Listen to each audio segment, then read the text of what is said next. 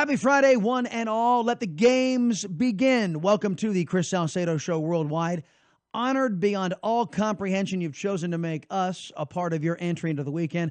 Hopefully we send you into the weekend with a little extra knowledge, maybe a little extra food for thought.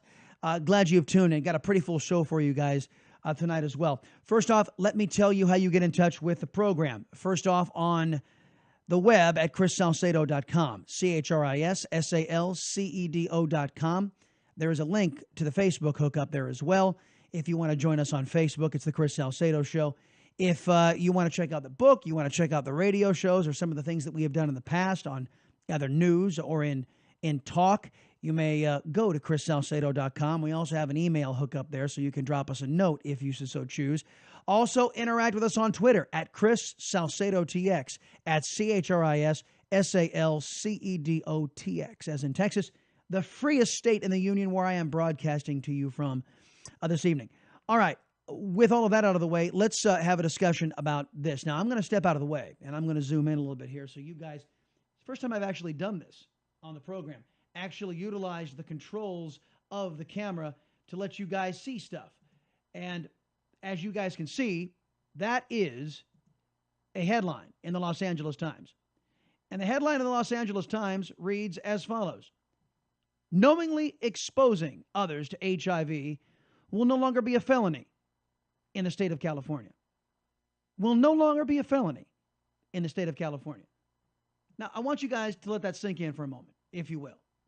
I really can't believe that. I don't understand it. But that is exactly the MO of California. And it's going to actually start me off into a subject matter that I can't believe you and I haven't talked about. This will mark the 2-week offerings of this program on the Vida television network, a network that is primarily Latino. And we've not discussed at great length illegal or legal immigration.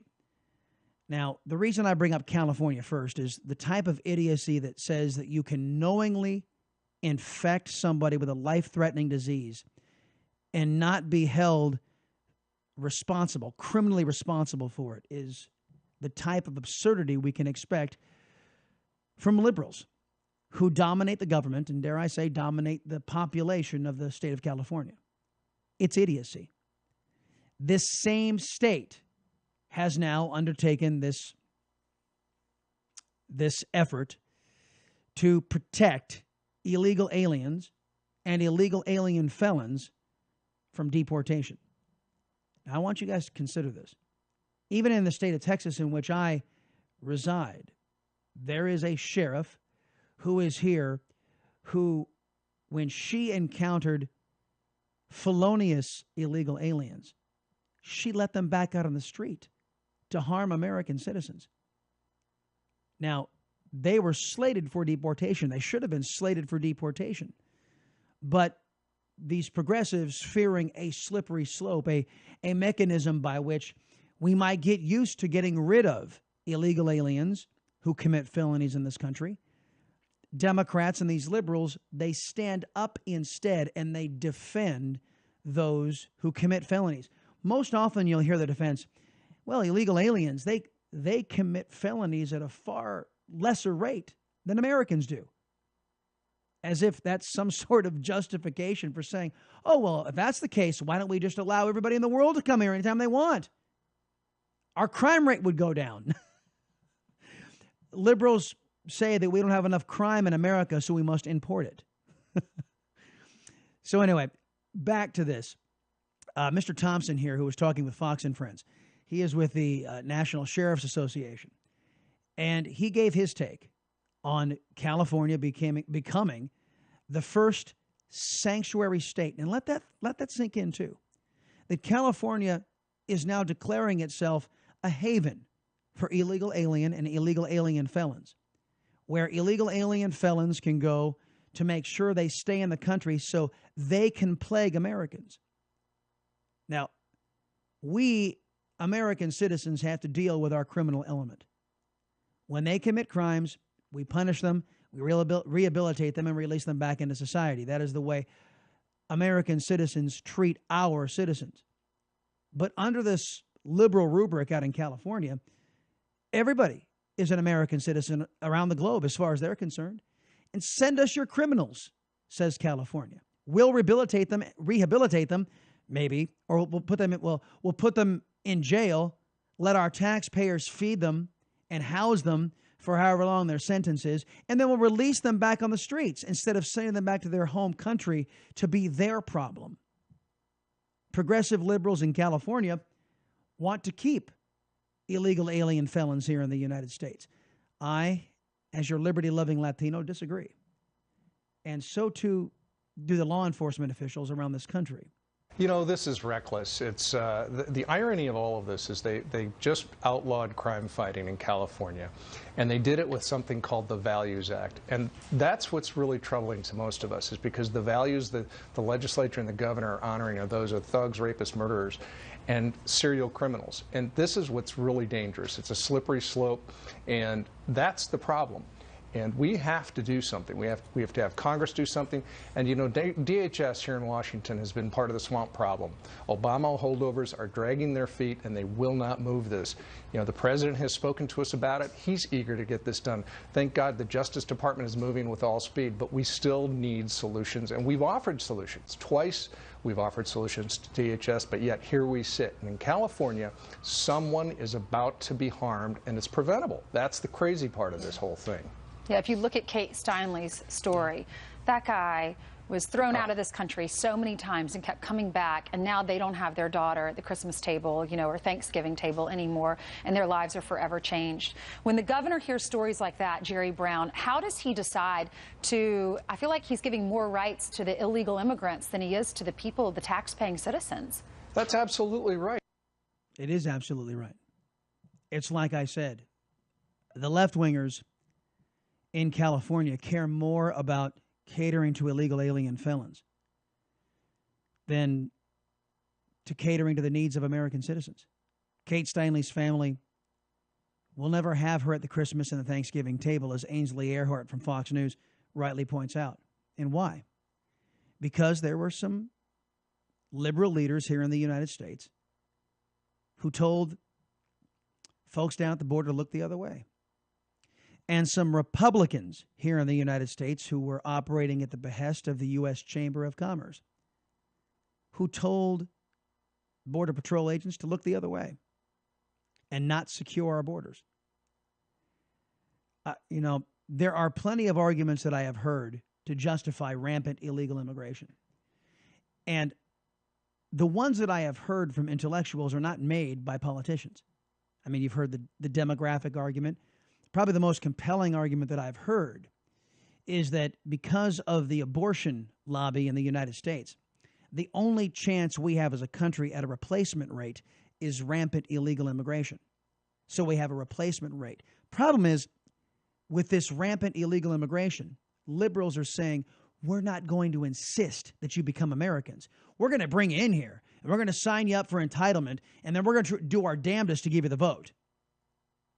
But well, hopefully saner heads will prevail and the vote will not be given to those who entered the country illegally. They don't deserve it. Now, if you want to leave and get back in line and come back in the proper way, that's a different story altogether. Before we go on to the next soundbite here, I want to give you my ideas on illegal immigration and immigration reform. Two different problems with two different solutions. We have an illegal immigration problem. You know, visa overstays account for 40% of it, but 60% of it accounts for illegal crossings on that border. We also have a legal immigration problem. Our immigration system is old.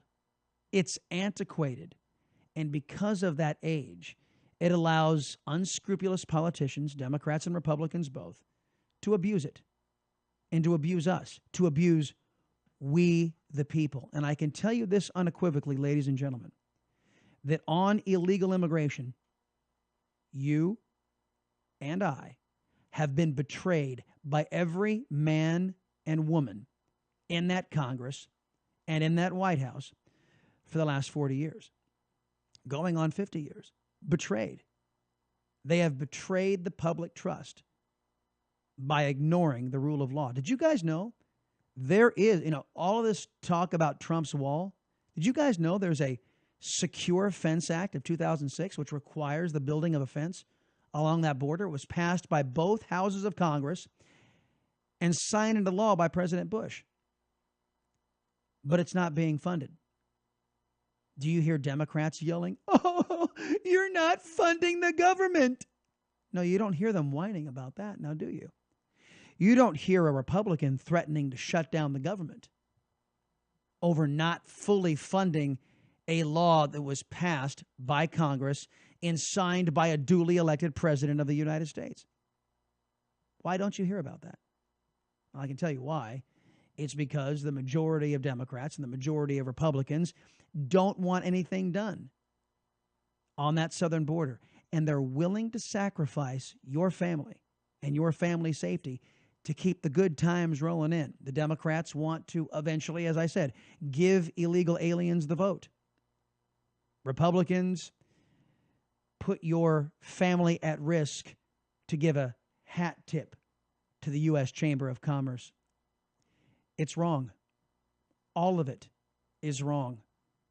And the American people deserve an apology by every single person who's been in that government. I mean, heck, John McCain has been there through most of the betrayal. He's a lifer.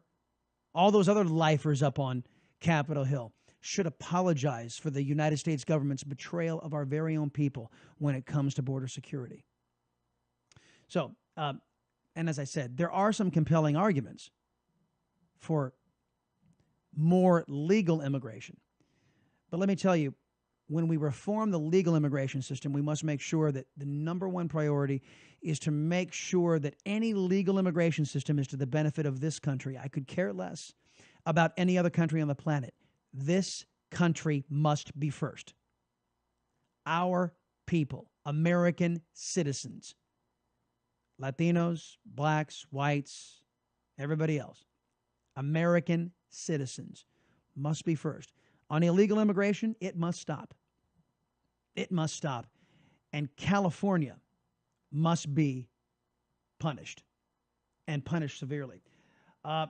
Let's hear more from this Sheriff's Association representative. This is nothing but a political stunt. He's playing to a political audience for something other than his citizens. But what's his argument? How does he justify it when he talks to the Kate Steinle family? Well, they're talking about Jerry Brown. Jerry Brown is Governor Moonbeam. Funny story about Jerry Brown really quickly. Here's a guy who was governor back in the 90s. And when he got out of office, he was on national television. I've got the soundbite somewhere in our archives. He admitted on national television he had no earthly idea what he was doing as governor. And they reelected him. Here's a guy, got out of office, screwed up California once, admitted he had no idea what he was doing, and they reelected him. California, in a way, deserves what they get. And I have family out there still. I don't take any joy by saying that, but you do get the government you deserve. That's a great question, because there are 17 other Kate Steinles in this country, and now we're going to see more and more of this. And I fear for people in California. Now, some of the sheriffs have said we can work around this, but we shouldn't have to work around this. What we should be doing is listening, working with our partners in the federal government.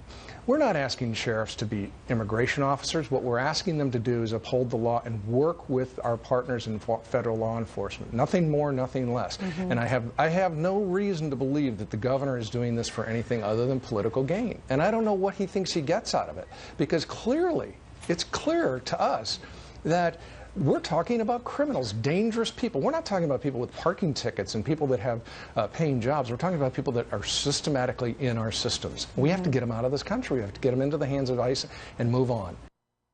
Couldn't agree more. And I can tell you who Governor Moonbeam is trying to placate. As I said, California is convinced that they're going to give the vote to illegal aliens from other countries. And they're already taking steps. They can already get driver's licenses out in California. They can already use medical services out in California. And they're in the process of giving them as much of a say in California as they possibly can. It's no mistake, ladies and gentlemen, that California is also the leading state of secession in this country. They want to secede from the Union. Now, back when Obama was president, you heard some people in Texas toying with that. And it was just that. They were toying with the idea. But in California, they're serious. And I talked to Liz Wheel, formerly of Fox News. She did some research on this. And she said of all of these movements out there of people who want to secede from the Union, California just may do it because a growing percentage of California, they're not Americans. And therein lies the problem. All right, got much more coming up. It's Chris Salcedo Show worldwide here on the Vida television network. Don't go anywhere, folks. I'll be right back.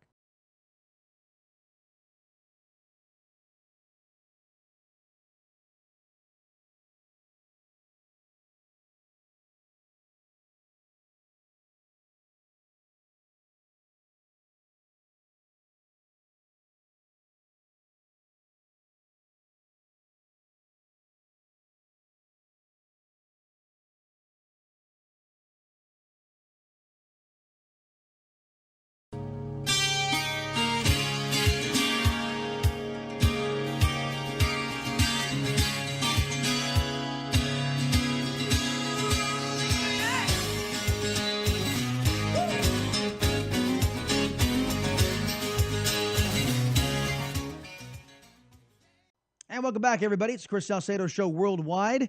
Thank you for kicking off your weekend with us and staying for the last part of the show. Something I want to get right to. I have it on good authority from several Republicans around this country. They're in trouble. These Republicans are in trouble. Notice I didn't say conservatives. The Republicans are in trouble in primaries because they're being challenged by conservatives. As a matter of fact, one of the chief milquetoast individuals of the Republican Party, a guy by the name of Bob Corker, he's not even bothering to run for re-election. Now, somebody who wants to replace him is a woman by the name of Marsha Blackburn. Now, she is a congresswoman from the state of Tennessee, and she wants to be a senator. And let me play a little bit of her campaign commercial for you. The United States Senate. It's totally dysfunctional, and it's enough to drive you nuts, and that's why I've decided to do something about it. I'm Marsha Blackburn. I'm a hardcore, card-carrying Tennessee conservative. I'm politically incorrect and proud of it. I like her already. I mean, look, this is the kind of conservatism that gets people like me cheering, and she has the track record to back it up. John McCain talks like her during the campaign, but then governs like Chuck Schumer when he's in office. So let me just say it like it is. The fact that our Republican majority in the U.S. Senate can't overturn Obamacare or will not overturn Obamacare, it's a disgrace. Too many Senate Republicans act like Democrats or worse, and that's what we have to change. Yeah, I agree. Not only did they act like Democrats and worse, well, they betrayed us. They betrayed we the people who they promised they were going to deliver on some of these things. Let's listen to Marsha a little bit more. Here in Tennessee, I fought my own party to stop a massive, job-killing state income tax, and we stopped it. We won. I know the left calls me a wingnut or a knuckle-dragging conservative, and you know what? I say, that's all right. Bring it on. Yeah, you know what? Somebody like me, I'm called by loudmouth leftist Latinos, I'm called a race traitor because I'm not a liberal. Believe it or not. I've got black friends who are conservatives. They call them Uncle Toms. They call me a Tío Tomás because we dare to think for ourselves. And we don't get into the groupthink, the socialist, communist mindset that so many of these people on the left undertake. I'm 100% pro-life. I fought Planned Parenthood, and we stopped the sale of baby body parts. Thank God. That statement got her into trouble, and Twitter responded by taking down that campaign announcement off of their platform. And they said, among other things, this: It appears that the line in this video specific to stop the sale of baby body parts has been deemed an inflammatory statement. Well, I'm sorry. I think harvesting aborted babies for their body parts to be somewhat inflammatory. Isn't it amazing when you call this practice out, how that earns the ire of the left-wingers over at Twitter? Oh, no, can't be inflammatory. You know, it would be like somebody saying, you calling out the Nazis marching Jews into the ovens, that could be considered inflammatory. So we're going to ban it. That's precisely what Twitter did, by the way, folks. They went on to talk about other things. Advertisers on Twitter have access to a wide range of targeting options to promote their tweets to a wider audience. So basically what they were saying is liberals might be offended that Marsha Blackburn actually did something about the butcher shop. That's my name for Planned Parenthood, the butcher shop. So at any rate, they took her video off of Twitter. And, well, Marsha Blackburn, much like Donald Trump and Mike Pence, decided that wouldn't be a good thing to do. So she fought back.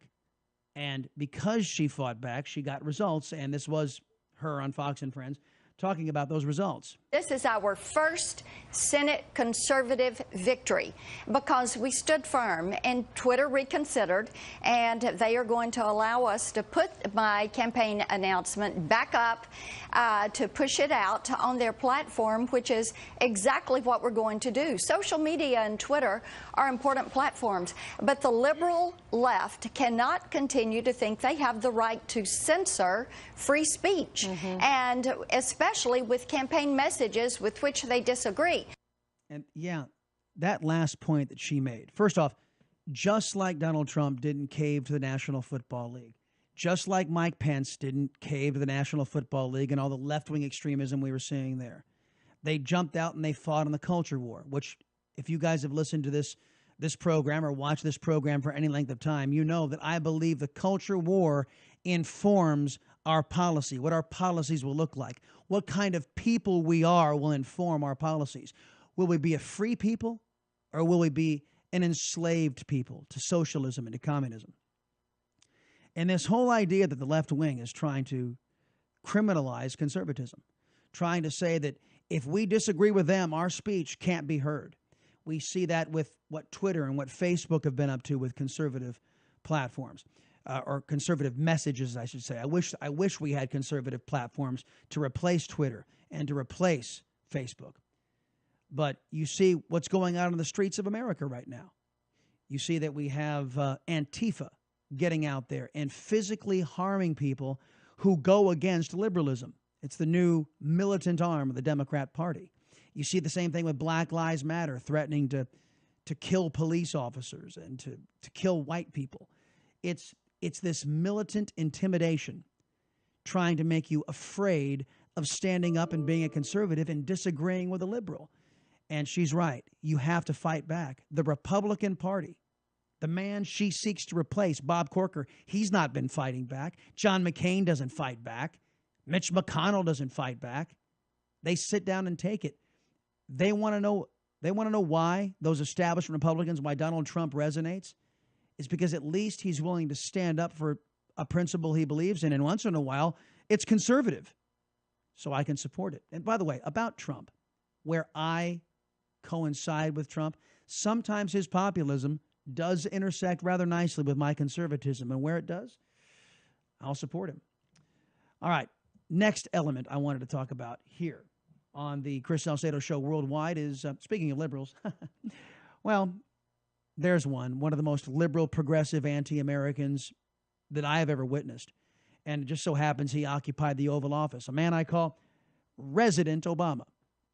There's Resident Obama, and there's Chuck Toomer. I call him Chuck Toomer because he is about keeping Obamacare on the books. I don't know who that guy is. It doesn't really matter. That guy's Harvey Weinstein. Harvey Weinstein is a former, now, Hollywood producer, a man who gave tons and tons of money to Democrat candidates, Democrat causes, big abortion advocate. And now we know why, because he was seducing so many starlets. And if he ever slipped up and got them pregnant, that he had Planned Parenthood ready and raring to go to slaughter the child in utero. So Harvey Weinstein gave a ton of money to Planned Parenthood, the butcher shop. Harvey Weinstein also did some other things. He actually conducted the real war on women. The reason why so many women never came forward is because Harvey Weinstein gave to all these liberal causes. He was a big believer in killing babies in the womb, and he gave a lot of money to Democrats, and he supported Democrats. As a matter of fact, Ashley Judd, according to the New York Times, was assaulted by this guy. Ashley Judd, you guys remember her, Miss Nasty Woman? She jumped out there when Trump got elected and said all manner of nasty things about Donald Trump, about the president of the United States, based on unproven innuendo and accusations that turned out to be, many of them, false. But she knew that Harvey Weinstein had actually abused her, and she sat silent all of those years. How many women paid for her silence? Now, these aren't the only people who have praised Harvey Weinstein in the past. Champions of women also praised Harvey Weinstein. Is a wonderful human being, a good friend, and just a powerhouse. Yeah, powerhouse that was a serial abuser of women, conducting the real war on women. Another one of these reprobates. Is a wonderful human being, a good friend, and just a powerhouse. Guess we wanted to hear it twice. Another one of these reprobates who supported Harvey Weinstein because he gave them lots of money. Hillary Clinton, the former Democrat presidential candidate from last year. Hillary Clinton is now responding to the sexual harassment scandal involving the movie mogul Harvey Weinstein. As she said in a very short statement, I'll put it up on the screen, I was shocked and appalled by the revelations about Harvey Weinstein. The behavior described by women coming forward cannot be tolerated. This is, by the way, the worst kept secret in Hollywood and among liberal Democrats. They all knew.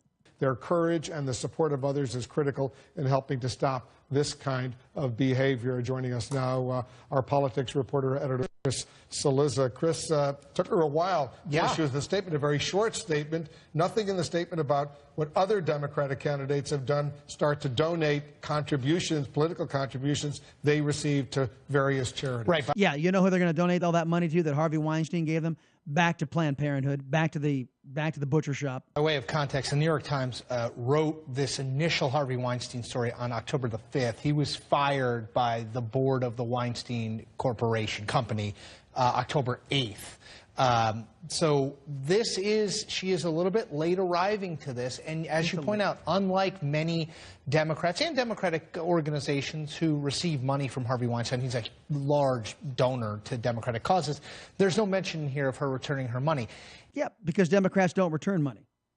Democrats take money, and they never return it. And, of course, and if they're going to return it to somebody, they return it to Planned Parenthood so it can be recycled and put back into their campaign coffers. That's going to do it, everybody, for the Chris Salcedo Show worldwide. Keep in touch with us on ChrisSalcedo.com, on Twitter at ChrisSalcedoTX, and have yourselves a fantastic weekend. Back with you Monday here on the Vida Television Network. Have a safe one.